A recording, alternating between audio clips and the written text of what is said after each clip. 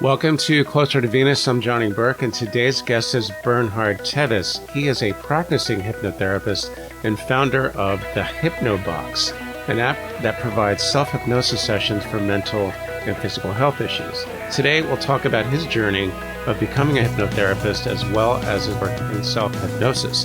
Bernhard, welcome to the show. Thanks so much. I'm very happy to be here. Excellent.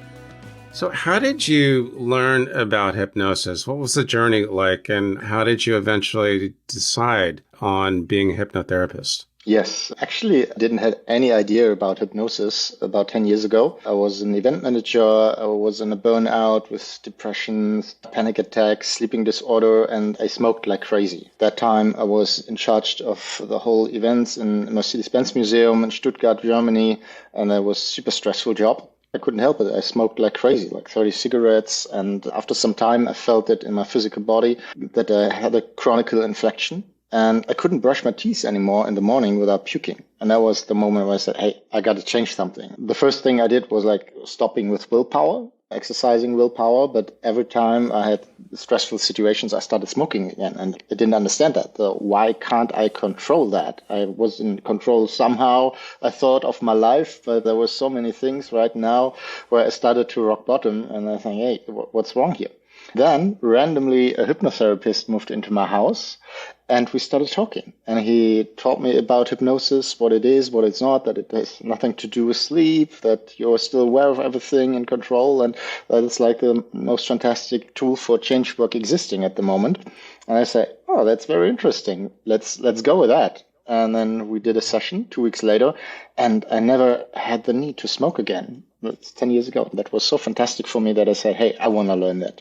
From what I've learned, smoking cigarettes is as addictive as heroin. The addiction is really that strong. I quit myself years ago. Luckily, I was able to do it by sheer willpower, but it took about a month before I just lost the urge to do that. So when we talk about hypnosis, state of trance, is there a difference? Yeah, you can say that hypnosis is the process that guides you into the trance. Yeah, and so it will lead you into the trance, but you can't like trance somebody, but you can hypnotize someone. That's the guiding and the process going deeper, because there are many ways to go into the trance, even through breath work. You can go into a trance through dancing and through regular movement. There are many ways actually to go into that, and hypnosis is a technique that guides you in there.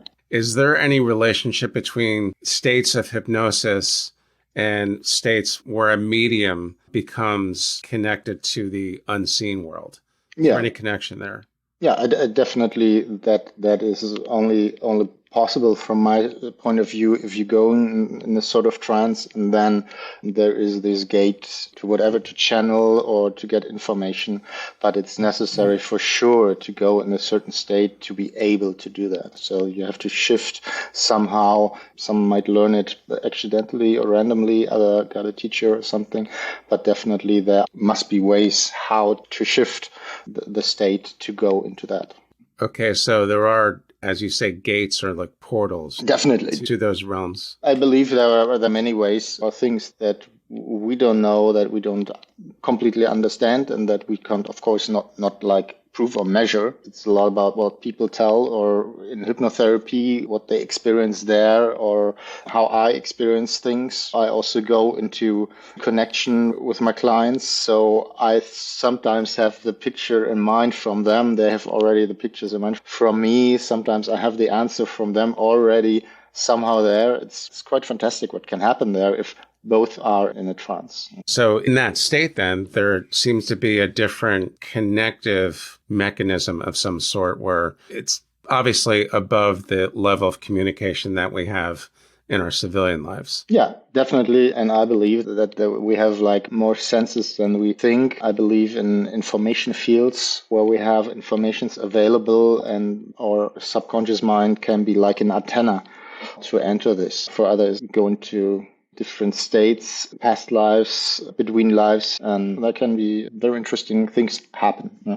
Very much so. Information fields, that also brings to mind the Akashic records.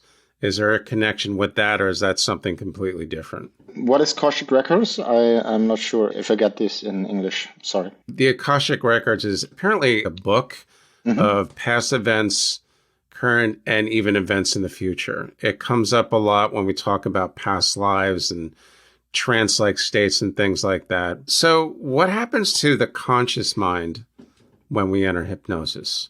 Yeah, the conscious mind is actually still there.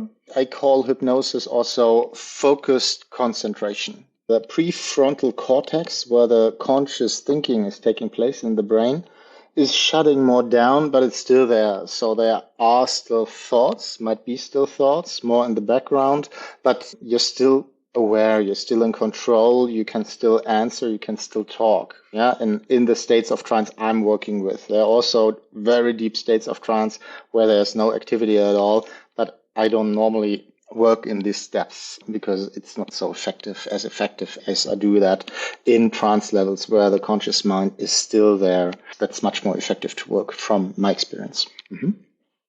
So the conscious mind is still there as a spectator, or? Yeah, people are still able to decide that the whole value system is still there. But more as a spectator is a good thing. I explain that to my clients. Hey, be more the spectator of certain processes. Yeah, we do certain processes where you just observe what is happening, and that can be quite fascinating. Because your conscious mind realizes, okay, right now my subconscious mind is in control of my body. And if I work with this life regression, past life regression, what we need is to have the unconscious information coming from here spontaneously, not from the conscious mind. That's why when I work there, I train the people, let's do spontaneous answers. The first impression that comes up, that's the information that we work with. On the subject of past life regression, because you did bring up past lives a few moments ago, and just now life in between lives, are these types of sessions that you normally engage with your clients? Well, I work with regression. It's one of my main tools. Mainly I work with this life regression because from my experience, from my belief, most of the trauma are coming from this life. There's a lot happening in our childhood, but if it fits into the belief system of my clients and he's believing in past lives and reincarnation, then it's likely that they go into this past lives if they think, oh, this emotion, this trauma is so strong, it can't come from this life. It must be something older. And then, yeah, it can happen. Yeah, it doesn't matter if I believe that or not. It doesn't matter if it's existing or not. Even if it would be just a projection of the subconscious, it would have an effect on the healing process. I experience very interesting things there because I know this is interesting also for listeners what's happening there. So once I ended up in a past life with a client and he was a Viking king. And he was definitely speaking a Nordic language fluently. Of course he was a Viking. Yeah. So I don't know how much projection is in there. I don't think if you work with an Aboriginal in Australia that he would become a Viking. That's also interesting though, how cultural or maybe TV shows have an impression on how we might go also into past lives, or which lives that to choose. And I find that very, very interesting. But he was definitely speaking in Nordic language that he wasn't capable to speak. An ancient Nordic language. It was very interesting, very interesting. Bardo level, I went twice actually with clients into Bardo levels. They describe that as a level of peace, of nothingness. Yeah, it was very interesting as well. But they could describe, it was very clear, I'm between lives, and they could feel that very clearly where they are. First a bit like, oh, what is this? But then if we went into that, it was very clear. They were not in a past life, but in between incarnations. Yes. I've heard some very interesting accounts of that space, soul contracts, soul families. Also examples of people saying from direct experience that it's almost like casting a movie, like casting a stage play. There's all different types of events, good and bad. Did you or any of your clients witness anything like that? Like in the levels in between or in past lives? In between. In between. No, that was more like a very fluent state, what they described. I just can tell what they described, and that was like more energetic, what they told. During any of these experiences, whether it was past lives or life in between lives, were you able to get connected with them and experience it with them, with the client? or was the client just giving you a blow by blow of what happened? No, they are really in this. If we go into this past life, we always check out what is happening there. In this past life, what is the teaching in there? Why he went into that? Why one client was a witch and she got burned in the end? That's very dramatic. And she felt this whole anxiety very intensively. This anxiety she was actually suffering from in this life. So what we did was always like checking in the end what is the teaching that this existence wants to give the existence of right now with it. What is important from that? And this is always a resource and a wisdom that this person can take with it.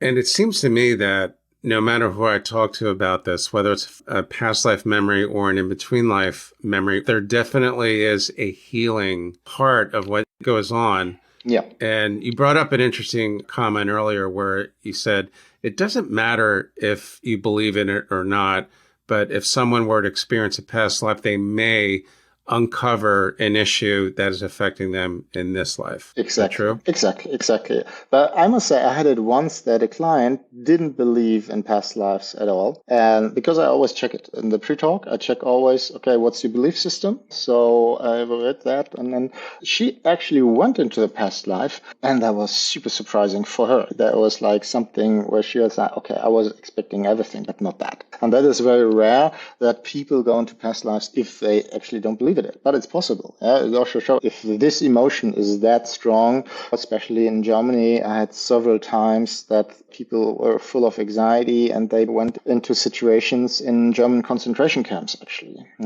which is for German, what is the worst that can happen would be, end up in the concentration camp and being related like what happened. A concentration camp. There's been some pretty heavy experiences with your clients from past life and in between life memories. But when we talk about hypnosis in our civilian lives, there seems to be a bit of a stigma. Maybe it's due to pop culture, movies and TV shows. What are your thoughts on that? Yeah, a lot of that is not helpful, of course. I grew up with the Jungle Book. And the Jungle Book, the snake is hypnotizing Mowgli and he is all dizzy and stuff like that. We all are singing to that. That is how we grow up. There are many other cartoon and also movies where this is used. Even modern TV shows use it, actually. If we talk about that, no, it's not helpful at all because it puts a wrong light on hypnosis and it brings in this idea, oh, I'm completely out of control and I just got a code word and I'm gonna go and murder someone. This is not how it goes.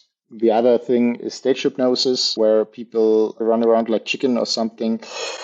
It's a form for hypnosis as well, and it's actually working. But if a stage hypnotist is asking people on stage, they selected them before very clearly who is highly suggestible here in this audience. Then they have 16 people on stage. Then they do more exercise. And in the end, he's only working with 1 or 2 people who are absolutely like going through all the exercises and like have green light, green light, green light. And in the end on stage, it's like a deal, a subconscious deal. Hey, I want this to work. And then they do things which they normally wouldn't do. But if they wouldn't do that, they wouldn't go on stage. I think stage hypnosis is great to show what is possible from the subconscious mind. But it would be always cool if stage hypnotist was like, hey, now they have them in that state, now give them something positive for their life. In Germany, you have a few stage hypnotists who do that, who combining like positive suggestions as well. And not just, hey, I make you walk like a chicken or copulate with a chair or something. That is not very helpful. This is actually the state where the bouncer, the firewall that is protecting the subconscious from change is stepping aside. And so new ideas of thinking and behavior can sink in. And if this is up to your wish and will, this can like come to the ground and grow. The absolutely fascinating thing about the hypnotic state, and for change work, absolutely fantastic, I think. It seems to me that there's definitely been an increase in people being interested in hypnosis of all types. I notice that just from the people that inquire about being on the show. And it seems to me that the stigma is decreasing slightly because it seems to be more legitimized. Would you agree? Absolutely. Absolutely. The more people experience hypnosis and having positive effects, especially through hypnotherapy, you have a boom in Germany, in the US as well. More people realize, hey, this goes faster. This is more effective. I don't want to talk 2 years on a sofa 2 times a week about my issues. Many people are aware, okay, now I'm aware of everything. I understood everything is coming from my childhood. Yes, or even earlier. But how to get this on the subconscious level, where all the emotions are triggered, where the thoughts come up, where the behaviors are stored. Yeah. So the problems people have are not conscious problems. They are subconscious problems. Otherwise, they would have changed that. So there is a mindset changing about that. And you see that how meditation did that. And I see the same way for hypnosis as for meditation. Meditation in the past, only Buddhist monks were doing that. Meanwhile, wow, you're not meditating. What's wrong with you? What's your meditation technique? So I think and I believe hypnosis will become mainstream. And this is like my mission to bring that mainstream and to spread this message. If I do that through this, if I do that through Hypnobox, through my app, where I do a lot of educating also, this is a very important thing. And I believe that's how it will be. I think it will eventually become mainstream if it hasn't already, especially with meditation. Yeah. You mentioned the Hypnobox.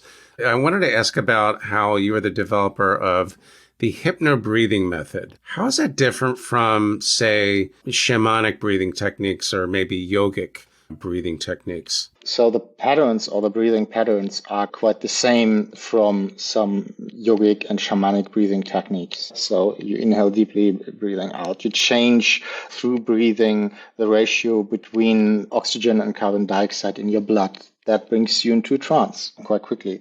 What I do in hypnobreathing is that I work then with suggestions, with positive hypnotic processes. So I use breathing actually as a trance induction, and that is the difference. And that is normally, if you work with breath work, that is not happening. Maybe you put an intention before, but that you get like really into processes, like that is very rare. What I experienced when I did all my breathwork trainings or worked with gurus in India, I think let's combine that. Let's use breathwork as an induction and then do the processes. That is something very effective. Right. So it's not as simple as going to the App Store and downloading the app and jumping right in. That person who's interested in trying this out, they should prepare with a proper breathing methods, whether it's yours or someone else's. Yeah, we will in the future add some hypnobreathing patterns and breathwork into the app. We're still in the recording phase because in Hypnobox we always put more and more content. Right now I do that online or one by one with people, especially with people who are very much in their head. For these people who have difficulties to relax, breathwork is a great induction. That's what we're adding in the future. We're working on that because as an induction, it's perfect. But there are so many other ways to go into hypnosis in the app. It's a modular system. You can choose exactly which inductions you want to have, which suggestions you want to work on, which music, and so on. It's a perfect tool for self-hypnosis. What's the difference between an app like this, like the Hypnobox app, and a live session with a therapist? A live session is generally deeper than in an app. You're more connected, of course. In an app, you don't do like transformative processes. In an app, you do more like positive suggestions, but not, hey, we go now into regression and solve that thing, because that is something that should be guided by a therapist. So I tell to my clients, okay, the big work we're going to do here one by one, and the fine tuning you can do with Hypnobox, with the app, with the daily work you do there. Like meditation, if you do that on a regular basis, have a great effect. So in other words, I can't go into Viking world on my lunch break. If I want to do some work, some real work, I need to be guided. It's more likely that this happens. Let's say it like that. We have a shamanic session also in the Hypnobox where you can go into the underworld. Whatever you experience there is not like moderated or guided. It's always better if you go into that state, to be guided, to have someone who's helping you, who's suggesting, hey, try this, try that, get a feedback, and then go into this whole thing, because there are some points you can't get over by your own. Some transformative processes, you need guidance to help you to go through that door, actually. Otherwise, we could solve everything by ourselves. That's why we go to therapists, because they give us the ideas, what is actually the next step to do to make this transformation, for example. Speaking of doors, you just mentioned the underworld a few moments ago. What are the dangers of someone venturing out into different realms without proper protection practices, which, by the way, I hear from mediums, hypnotherapists, other intuitives, whatever they do, they always practice some form of protection because not all the beings out there have our best interests in mind. That's true. So what I experienced now, or we got feedback from Hypnobox, we have full through a very positive feedback. No one like, hey, this was dangerous for me and so on, because it's a natural state actually. If we go here into the states in hypnotherapy and things might come up there are always ways how to deal with that from a therapeutic view. No. Of course, I heard also of mediums who have problems like to protect themselves from energies or something like that, that might be not have the best interest. There's nothing that is like I'm dealing with here on a day-by-day basis, not at all. Okay, so the self-hypnosis with the app is generally safe. You don't wander into dangerous waters. That's been your experience so far. Yeah, it's a lifestyle app. It's not a medical product. It's not like something that you use instead of therapy. It's a support. Do you think that with extended use of an app like this and self-hypnosis in general, do you think that it primes the pump to be able to experience these states almost instantaneously? You could be walking down the street and you'd get a flash of a past life or parallel life. Maybe enter through those doors, even if it's just for a few moments. Do you think that's possible, or is that actually common? Well, I never say with hypnosis, nothing is impossible. A lot of things possible. But from my experience, if you're healthy and you practice a lot with trance states, you are more even in control to decide, okay, now I'm going into that state, and now I'm going out of this state. So I can go into a deep hypnosis because I practice that many times self-hypnosis. I have my anchors and go in there and out there as I wish to, and on trance levels, which I also can control. That means the more I practice it, the more I feel in control of it. That's why I would say this is more unlikely to happen, that you experience that without you have the intention to have that. So for me, going into a trance has to do with a decision, same as falling asleep. You have the decision made, hey, I want to fall asleep. And then you will go into that state. Hey, I want to go into a trance. I think shamans, as soon as they sit down, decide, hey, now I'll go into my trance, eyes up, and there we go. With the self-hypnosis, do you suggest doing this a few times a week, or is it daily, or does it not matter? Well, same as meditation. With self-hypnosis, the more regularly you do the things, the better, of course. What I do is actually, I work with self-hypnosis twice a day. So in the morning, I do flow state hypnosis, which is a form of hypnosis where you go into trance through a regular movement. You can not only go into trance through relaxation, you can also go into the trance through regular movement. So what I do is actually doing that on the trampoline, listening to Hypnobox, and then I visualize my day, how my day should go. Or I say, hey, solve me that problem. I get many ideas doing that. It's said that the relevation theory from Albert Einstein, he made on a bicycle. Many people say, hey, I had that idea on a toilet. Yeah, why? Because they relax and suddenly they go into a relaxation in the toilet trance and ideas come up. Others a shower. That's quite interesting. That's the thing I do in the morning, and in the evening I do a session for falling asleep, and then I take the suggestions I hear with me in my sleep, and that's fantastic actually. So it can work during the sleep. I sleep much better, and I especially take this one suggestion that is called tomorrow will be a great day, which sets the mindset already for the next day.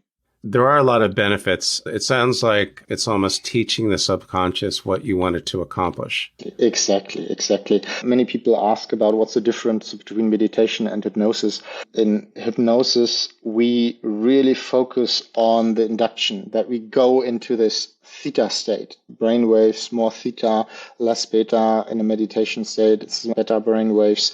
In this state, suggestion can more easily be absorbed off the subconscious. So if you work with mindfulness and meditation, it's mainly about the quantity of thoughts. If you work with hypnosis, it's more about the quality of thoughts. Anything else that our listeners should know about this topic?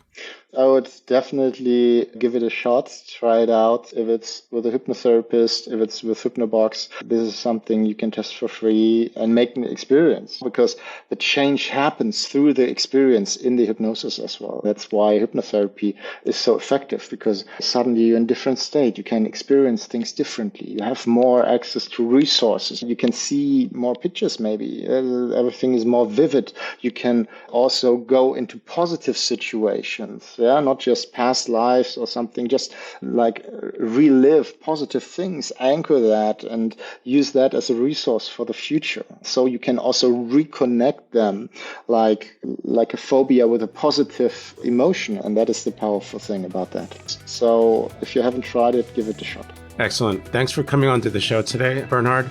How can our listeners find you online? Yeah, sure. On our website of hypnobox.com and bernhard-teves.com. You've been listening to Closer to Venus. I'm Johnny Burke. If you enjoyed today's episode, please consider subscribing. You can also leave us a review on iTunes as well. For more information and past episodes, please visit www.closertovenus.com. Thanks again for tuning in, and we'll see you next time.